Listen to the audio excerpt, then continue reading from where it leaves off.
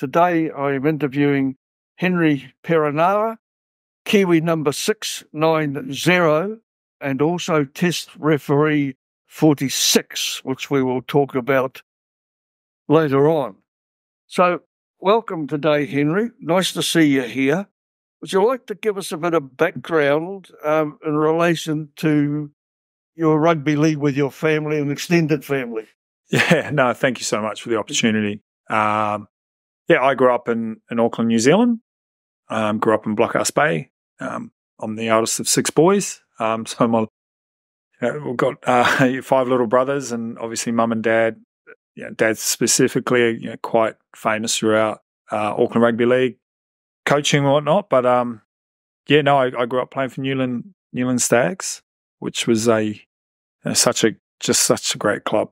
The family around it, the culture, it was just great. So, I grew up playing there till I was around 17 years old, and then moved across. I was basically just followed my dad wherever Dad wanted to coach.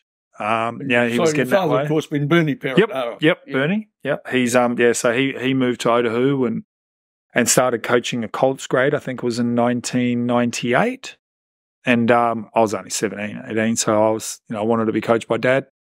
Went there, and then Dad went and coached the Glenora reserve grade, which was in 1999, and I was like, "Yep, I'm going to cruise over there too." And played at Glenora, and we won the Fox that year, which was a really cool experience. And you don't realise how special it was until you look back at it now, and you realise how much people actually treasure the Fox Memorial.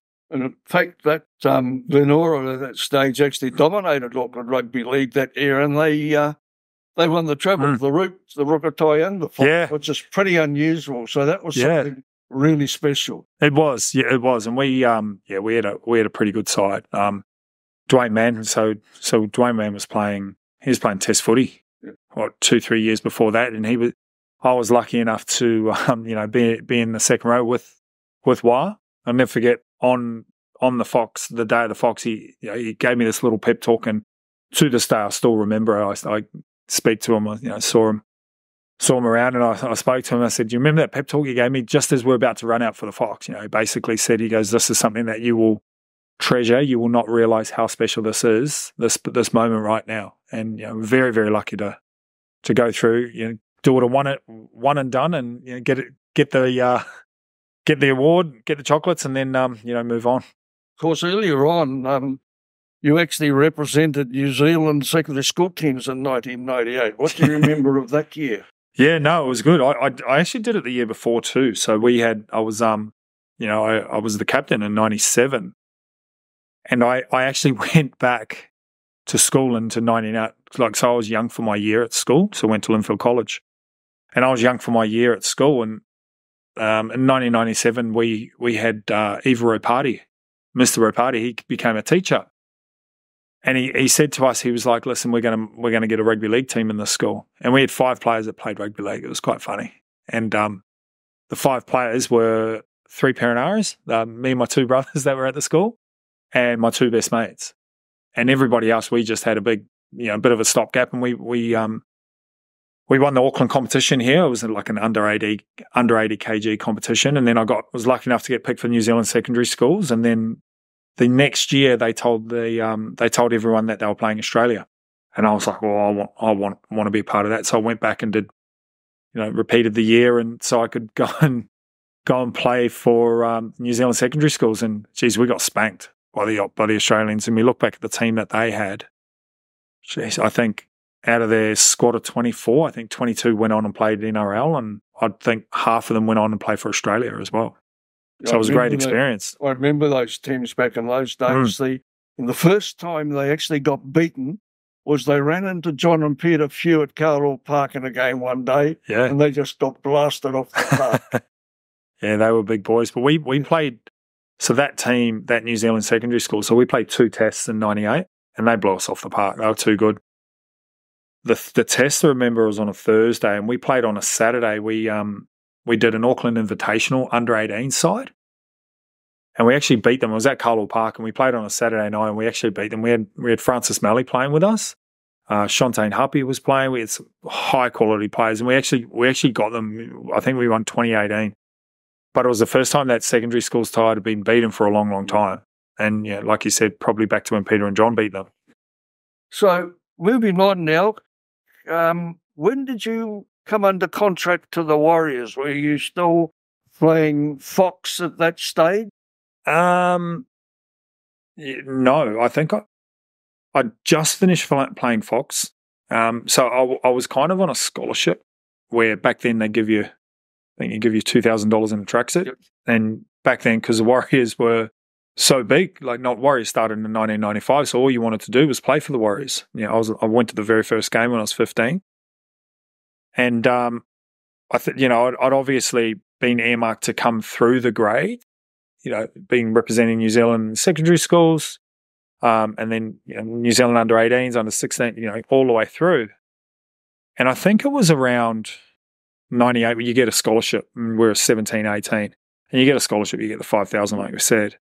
But then in 1999, after we won the Fox, I was playing in the New Zealand Multi tournament, and I got picked in the New Zealand Multis. So I was 18, 19, and we played the Warriors in a trial.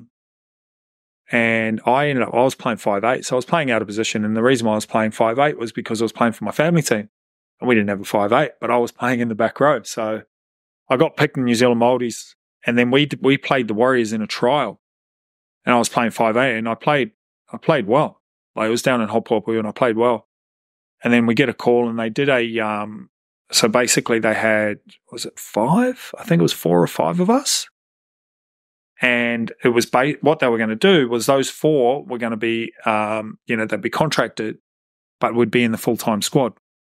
And so those players were myself, Clint Tupi, Shontaine Huppy, Henry Fafili, and then another guy, Harry Aonga, I believe.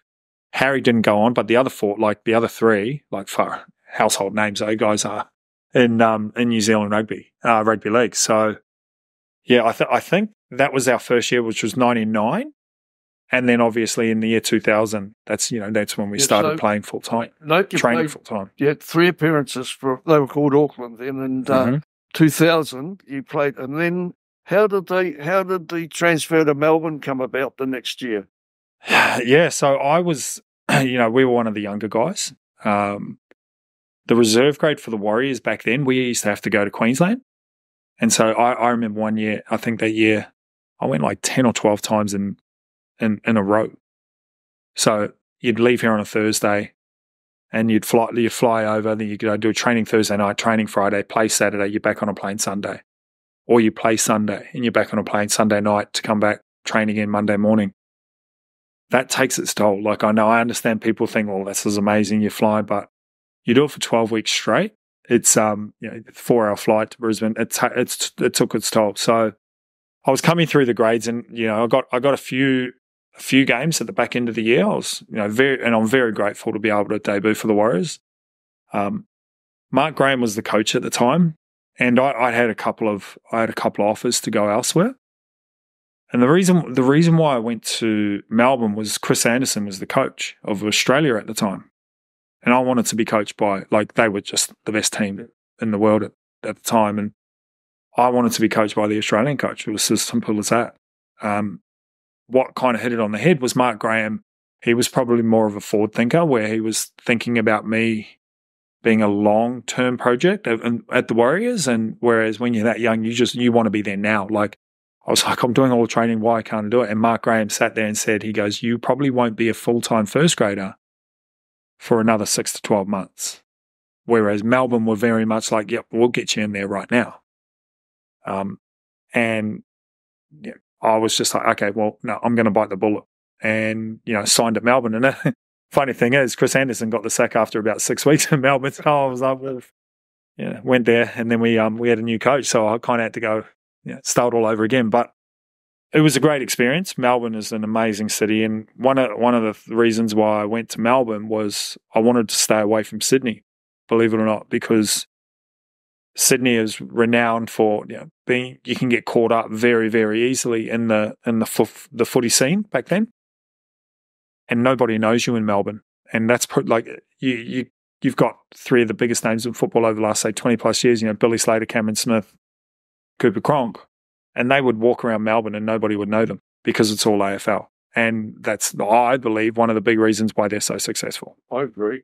So just continue the playing career, then with St George, Parramatta and Cronulla, but I would suggest that your happiest time would have been at Parramatta. Yeah. No, I love Parramatta. I'm so grateful to play for all the clubs I did. Yeah. I probably what you say, a journeyman. I would have loved to stay at one club, but dice is rolled one way, and you got to you deal with it. But one of the great, I loved Melbourne. Melbourne was great. But Parramatta, I feel like it was so much more special because my brother was with me as well. Marcus was, he was coming up through the grades at the Warriors, and then got released, and they signed both him and I together. And being able to play with my brother on a weekly basis was just amazing because I was over in Australia all by myself. Moved there 19, 20, and that was an eye opener. But it was definitely one of the things that made me the person that I am today. You grow up. I literally went straight out of my mum and dad's house to another country. And it made me grow up. But having my brother there every day, it was, it was very, very special. And then, we had some pretty good success there as well. So tell us about your successes at Parramatta. Yeah, so I went from Parramatta to, I was at the Dragons. I had my first shoulder reconstruction, and then Brian Smith was there, who's the coach, and turned around and said he wanted to sign me and my brother. And that was for me, that was the biggest thing. Straight away, I was just like, yep, let's do it. They actually named me, and I was, if I'm being honest, I was pretty pissed about it, to be fair. They actually named me the reserve grade captain. And I turned around, and Jason Taylor was the reserve grade coach at the time, and he goes, "Oh, we're going to make you captain." And I turned around, and I was just like everyone knows in the circle, in rugby league circles, if you're the reserve grade captain, that's the chalice, that's the poison chalice. You don't want that because, your goal there, for me, I was a first grade footballer, but I was being named captain of the reserve grade, and I just said, I was like, no way, I'm not reserve grade. I'm not reserve grade captain. I'm here to play first grade. JT turned around, and he goes, look around. He goes, who else do I name captain? And we had Felipe Mateo, who was 18 years old. Marcus Dux was 19, he was. We had young Jack Huff Masanga. We had Zeb Taylor. Jared Hayne was there. Chris Inu, all of these young kids. And I was 20, I felt I was still young, but I was 25. And that was old in that team. So they made me captain, and I did it. But we won the reserve grade comp the first year. We played Newtown. So they were Newtown. No, sorry, they were the Roosters. And we won it, and we won it convincingly. And that was the year the Tigers won it, I believe. Yep. And then the next year we went back and we won it again, but that was against Newtown, and they were stacked. They had a high quality side, but we had just as good a quality team. And we went to extra time. And my brother, so Marcus Dux, he scored 2 tries and he kicked 2 field goals in that game, and he kicked the one in Golden Point to win the game. He was absolutely outstanding. So to be able to do that, and that was our last game together, playing. Obviously, we played a bit of Maldives and stuff, but that was pretty special. Yeah, I used to travel to the every year, and I saw both those games. I saw you playing both of them. So injuries started to take their toll, and you decided that enough was enough in terms of your injuries. Yeah, so it was, so you're talking about when moving to the referees. Yeah, so that's that was a bit of a sliding door moment. So at the midway through my Parramatta, so I had a son. I had my first son. So this was in 2006, and he was, Tremaine. So January 2006, I had my first son, and as all parents know, you kind of start to look at things a little bit differently. I literally went straight out of school to footy. And so I'm at my 4th NRL club, and I'm thinking, what am I going to do post NRL? What am I going to do for this boy? How am I going to raise this son? Make ends meet for my family? And I just started having so I'd had my first my second shoulder reconstruction actually, and I'd had an ankle reconstruction, and I was thinking about life after football. And so when I was at Parramatta, I started to get into a bit of coaching. So I helped out coach the SG Ball side, which had some quality players. We had Trent Hodkinson, Tony Williams, guys have moved on and went played New South Wales and Australia. And I went down the path of looking to do a development officer role. And I went for the job, and I got denied the job. So I turned down 2 NRL contracts and then 2 contracts overseas because I'd obviously finished at Para. And the job they offered, they gave the job to somebody else because they couldn't understand why a player would want to quit playing first grade football. And the reason why is because I'd just had 2 shoulder reconstructions. I had another shoulder that was hanging by a thread. And I couldn't pick my son up for 3 days, 3 or 4 days after a game. So I was like, I need to think about doing things elsewhere. I left Parramatta, and I went into the mines. So I started going into the mines, and in the Newcastle competition, I was going to go down there, and they were offering good money. And I was thinking, well, you know what, this will be a good, I'll be able to make some good money doing this. And while I was waiting for that job to come through. But anyway, when that job didn't come through, Cronulla then come to me and asked, and offered me a deal. So then I took up the deal at Cronulla, but then at the back end of Cronulla, I did my shoulder again, which ended up being my last game. And I got called into the NRL office, and so I'm in a sling, and I turned around. So they a lot of clubs, they have their what are they called? Their wellbeing education officers now. Every club's got 1 or 2 of them now. Back then, the NRL as a whole had 1. So that's how much times have changed. So anyway, he rings me up and he goes, "Oh, I want you to come into the office." So walked into the NRL office thinking, "Oh, all right, what's going on?" And he said to me, he goes, "What do you think about referees?" And as a typical player, I felt like turning around and saying they're a pain in the ass and I shouldn't be here in the game. And I just went, "Oh, whatever." And he said, "Would you consider becoming one?" And I went, "Oh, okay." I said, "Well, that's something new."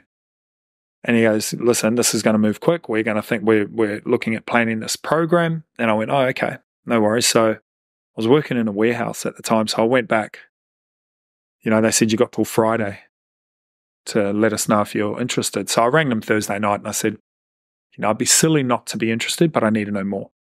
And I needed to know if I had to retire from footy, because I'd just re-signed to do another 1-year deal at Cronulla in a sling to get my shoulder fixed up to make sure I'm right for round 1. And he goes, "All right, sweet." So then I went back. They called me back into the office on the Tuesday. Never forget. And I'm sitting there, and then there's Ian Schubert, who's the salary cap auditor. There was Michael Butner. There was the Wellbeing Education Officer. There was Robert Finch, David Gallup, who was the CEO at the time, and Steve Clark. And so basically they'd organised this cadetship, and I was going to retire, and then I was going to move straight into the referees, into the NRL referee squad, and take up a 3-year cadetship. And I was just like, "Oh, okay." And then they showed me the money. And so I signed at Cronulla for $20,000, right? So people talk about the money that players make, but there's probably 5% of the players that make that money. A lot of them are making the minimum they make, and they will struggle to make ends meet. I was working at a warehouse. I was getting $20,000 from Cronulla, and the referees come along and they offer me $60,000 with a car and a fuel card and 3 years. And I just went, "Oh, mate, that's going to set my family up. I'm going to get 3 years." So I went home and considered it. They said, "You've got till Friday."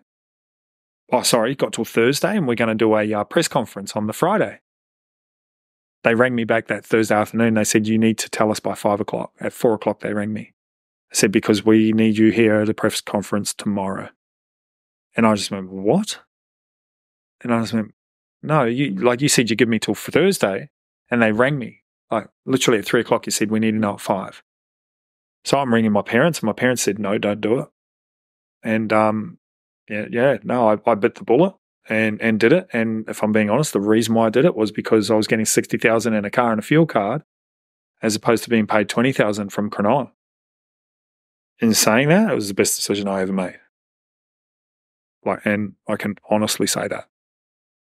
So, well, then became history in terms of refereeing, and I know we discussed this earlier, that, Henry, you're one of 4 Kiwis that have actually refereed test matches, and the other 3 referees was Arthur House, who played in 1909 for the Kiwis, was a test referee in 1919, Morris Wetherell, who was a test referee in 1935, and Vic Belsham, who was a test referee in 1957, and you made your debut on the 29th of October 2011 to join that very exclusive club. But there was a problem with your debut, because you'd like to tell us what happened with the game you were supposed to referee? Yeah, so they the Kiwis were going to the Cook Islands, weren't they? Yes, they were. Yep, and I'd just been named to be the Kiwi ref. Obviously, being in the NRL was significantly helpful for me. So then I got named to do that game in the Cook Islands, and they cancelled it. Now, the reason escapes me, but I believe it had something to do. So 2011, the Warriors were in the finals, weren't they? Yes, they were. And all of the players were in the finals, so they thought it would be too short of a time to turn around the Kiwis. I think that was the reason. But yeah, I got notification that it was going to. I was really gutted and disappointed that I wasn't able to do it. But the amount of travel that had to take place, because I was living in Sydney at the time, it was literally like I was coming back to do a game in New Zealand, 2 days later, fly to Cook Islands, there for a week, fly back to Australia for 3 days, then fly to England for 7 weeks to do the 4 Nations. So there was that, because they cancelled that game, that kind of gave me a bit of a break to be ready and prepared for the 4 Nations as well. Like, I was ready and gearing to go, and I was really disappointed, but the travel that had to take place for that game to go off, I think that was one of the other reasons why it got cancelled. And along with all of the players being in Sydney and then having to get to Raro straight after the grand final was obviously one of the other reasons as well, because obviously then that was the 4 Nations, so there was a lot of travel. I did was, prior to refereeing, tell us about your debut, the Kiwis. Yeah, that was special. Yeah, that was really special. It was one thing I always dreamed of as a kid. Yeah. I found out by my parents calling me on my mobile phone. Back then, you were quite special if you had a mobile phone, which is a little bit different to today's society. But I was at our trainer's house at Melbourne getting a massage and having dinner there, because he'd take us and all of us young Kiwis once a week to have dinner and stuff. And I never forget, my mum and dad, I answered the phone and I was just like, they were screaming and it was getting cut off. And back then, calling Australia was like $4 a minute. It was so expensive. Like, my phone bills were like $500 a month, because I'd ring home every night. And anyway, Mum and Dad rang me, and they were screaming, and I was like, "What's going on? What's going on?" And they were like, "You're in the Kiwi team," and I was like, "Oh, shut up!" And they put the phone. So they did a press conference on TV, and they recorded it and they video, and I was just like, "Oh my God!" And I went white. And they told me, and I was just like, oh my God. And then my phone blew up. Like, I had so many people ring. But funny story is, that was in the week when Origin was in the bye. So they put the competition on hold. And Origin was going to be on the Sunday night for game 2. And I was going to have my 21st in Melbourne. And I had 50 people coming over from New Zealand to come over for my 21st. The Kiwis game was in New Zealand on the bye round.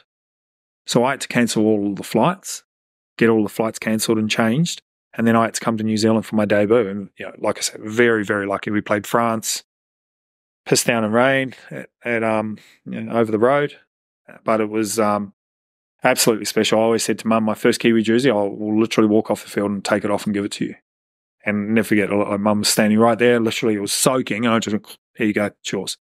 And then gave the other one, because we got two. And I gave the other one to Dad and stuff. So I only had the one game. Would have loved to play more. But in saying that, like you said, very, very lucky to be able to do it. So we've moved on to refereeing. What was your first NRL game? Who did you referee? Yeah, we did Roosters versus Canberra. It was a Monday night game. I can't remember. It was like round 21 or 22. It was funny. My partner at the time, it was a Monday night game, and it was a 7 p.m. kickoff. And so my partner at the time worked in the city. And she was like, it'll take you 45 minutes to get there. 45 minutes max. So I left home at 4 o'clock, aiming to get there by 5, give myself time.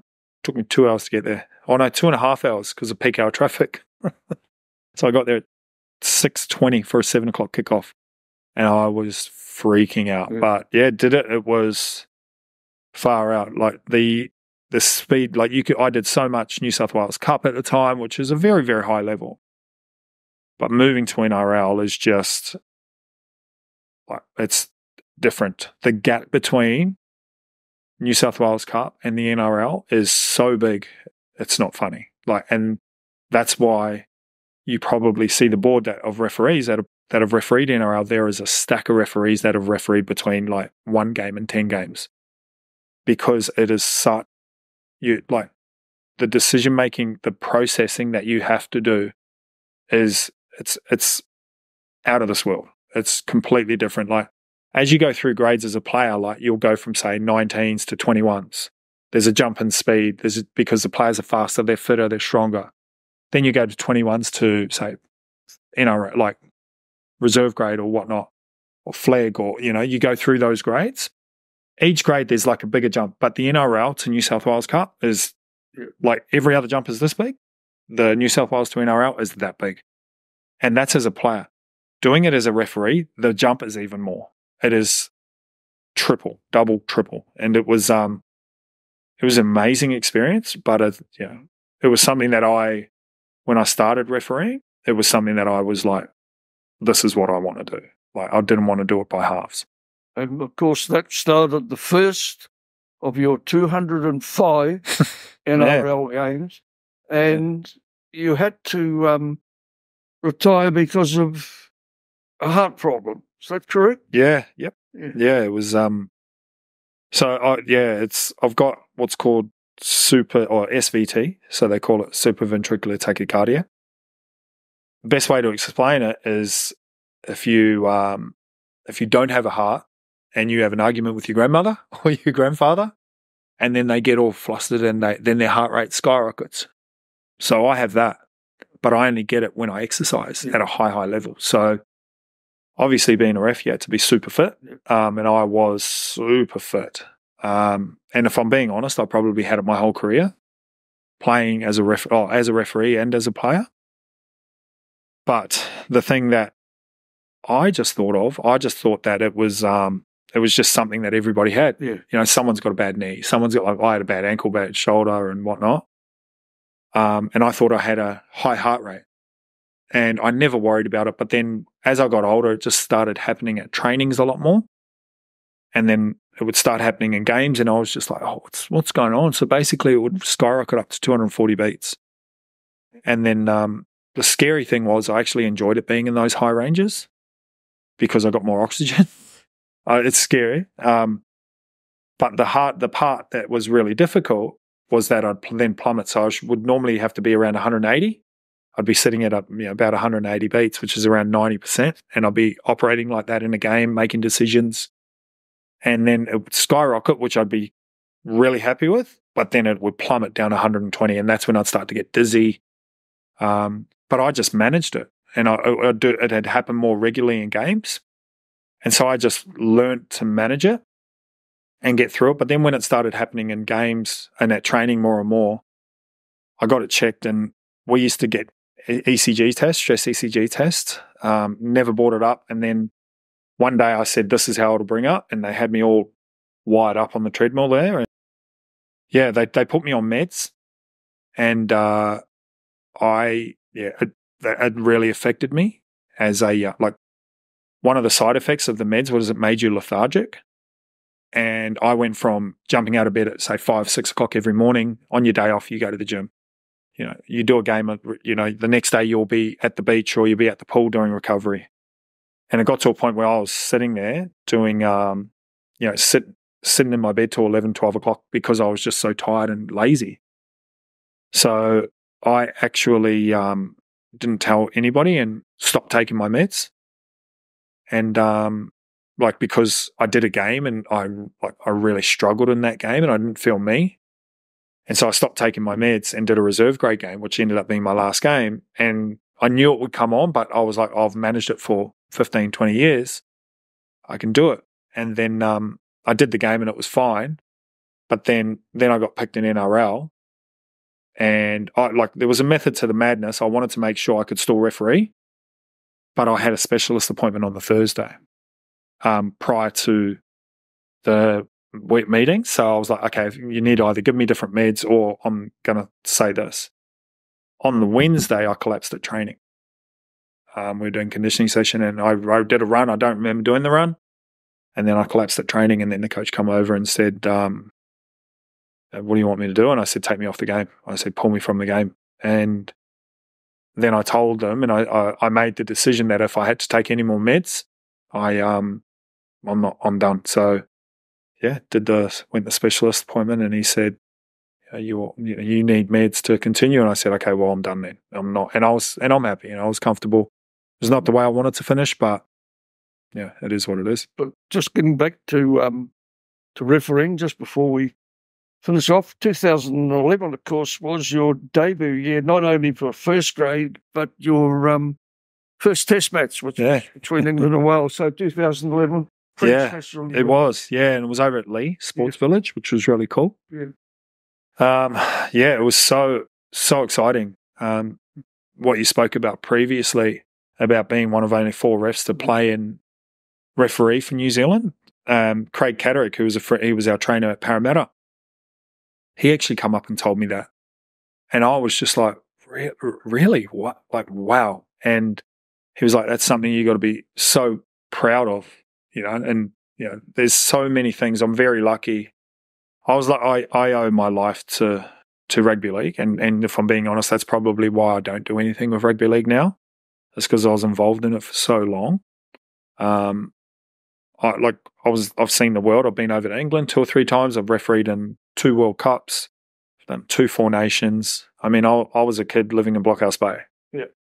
And lucky enough to go along, play for 5 NRL clubs, play for New Zealand, and then see the world. And I still believe rugby league's the greatest game of all. But the reason why I retired is because I love rugby league so much, and I didn't want to, I literally walked away from everything now, and I started to lose love, for the game, and I didn't want to lose love for something that's given me everything. In terms of your career, you ended up refereeing 9 test matches. I just want to talk to one thing about you, was the ordering off of Kevin Proctor, which must have been a traumatic experience for you as the referee.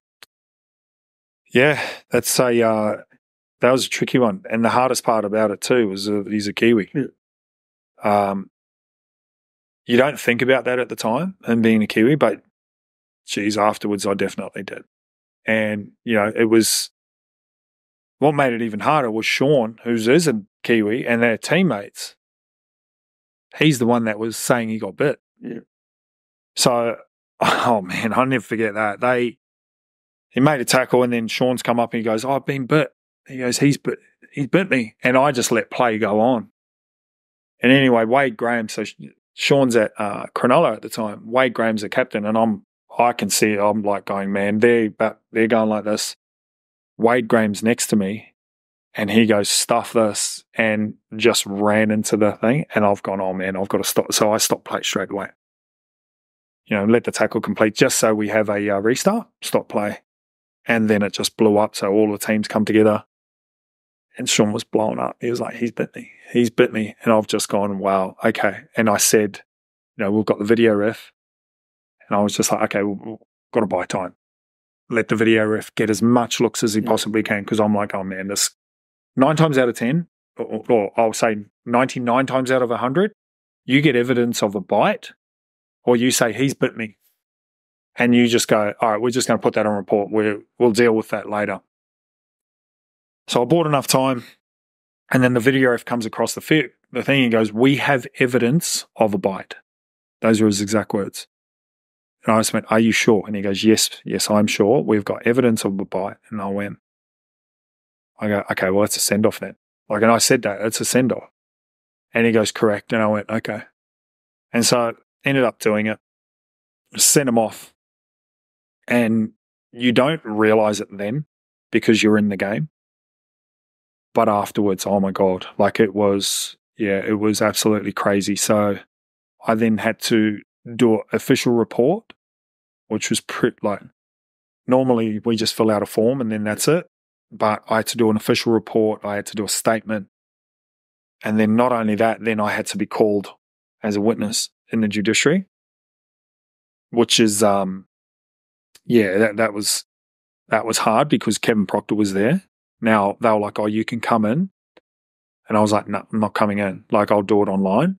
So I ended up doing it online. But the hardest thing for me was that he's a Kiwi. And like I said, you don't realize that at the time. You don't realize it at all.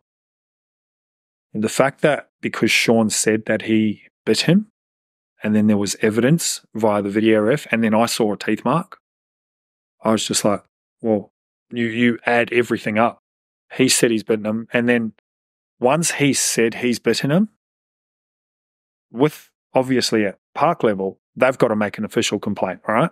If they don't make an official complaint, it's left. As soon as he says he's bitten him, that is it. Because I think what Sean did, and I could be way wrong here, it was he's said that he's bitten him, but then he can't take it back. Because it's once we hear it and once it comes across our comms, it's over. And it just goes to an even higher power. When the video ref come in and said that it was a bite, I was just like, okay. I felt I had no option. I literally felt I had no option at all. So, you just make the decision in the moment. You rely on your training and whatnot, and you base it, you weigh it up. As weird as it sounds, you weigh up the pros and cons of your decision. You just go, and you go, oh, well, I'm sending him off. I'm going to leave these guys to 12.